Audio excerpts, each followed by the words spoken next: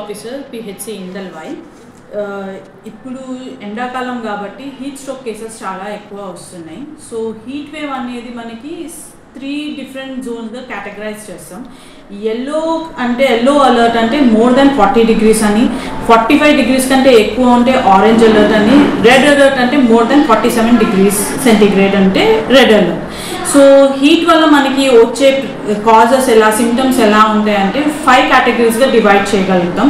Heat cramps, heat exhaustion, heat rash, heat syncope and heat stroke. So ఈ 5లో అందరికంటే least heat rash.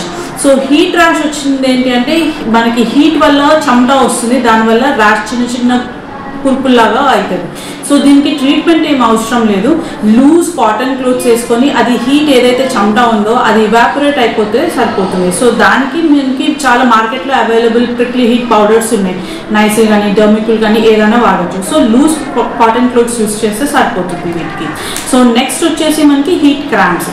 So బాడీలో ఉన్న sodium loss అంటే salts loose అయిపోతే మనకి హీట్ క్రాంప్స్ వస్తాయి అన్నమాట.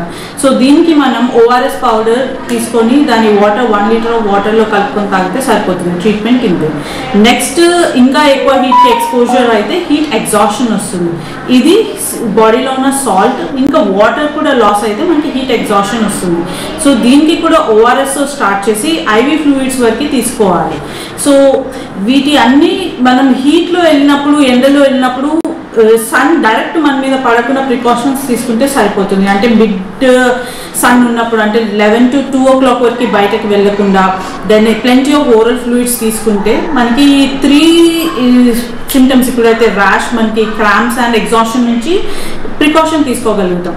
నెక్స్ట్ వచ్చేది హీట్ సింకోప్ అంటే కళ్ళు తిరగటం, పడిపోవటం. సో ఇది కొంచెం సివియర్ ఫామ్ అనమాట. దీనికి మొత్తం బాడీ టెంపరేచర్ కూల్ డౌన్ చేయాలి. కూల్ చేసి తర్వాత ఐవి ఫ్లూయిడ్స్ చాలా ఇచ్చి కూల్ ప్లేస్లో ఉంచాలి. నెక్స్ట్ వచ్చేసి heat stroke. This is the most severe form of heat sun stroke అనొచ్చు మనం. దీని వల్ల డైరెక్ట్ డెత్ కూడా కాజ్ అవుతుంది. బాడీ టెంపరేచర్ ఒకటేసారి 106 కంటే ఫారెన్ హీట్ కంటే ఎక్కువ పెరిగిపోతుంది అన్నమాట. సో వెంటనే heat body temperature cool down చేయాలి. సో ఐస్ పెట్టాలి ఆర్మ్ పిట్స్లో, ఇలా బాడీ టెంపరేచర్ని తగ్గించి ఐవి ఫ్లూయిడ్స్ ఎక్కువ ఇచ్చి, దెన్ సోక్డ్ క్లోత్స్ అంటే డ్యాంప్ అండ్ నీళ్ళల్లో చల్ల వాటర్లో తడిపిన క్లోత్స్ కప్పేసి బాడీ టెంపరేచర్ని ఎంత తొందరగా కూల్ చేస్తే అంత మంచిది. సో మనం హీట్ సింకోప్ వరకు, హీట్ స్ట్రోక్ వరకు వెళ్ళకుండా కాపాడుకోవాలి.